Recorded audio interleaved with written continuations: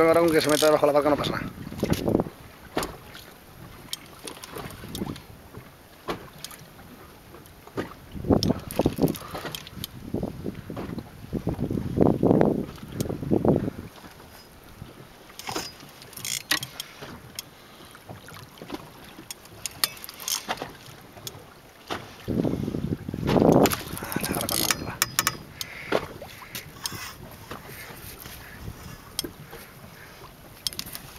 Hostia, qué guapa es, tío.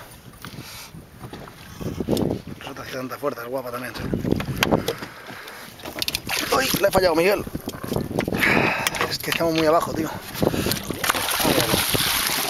No es tan grande como los otros, pero no está mal.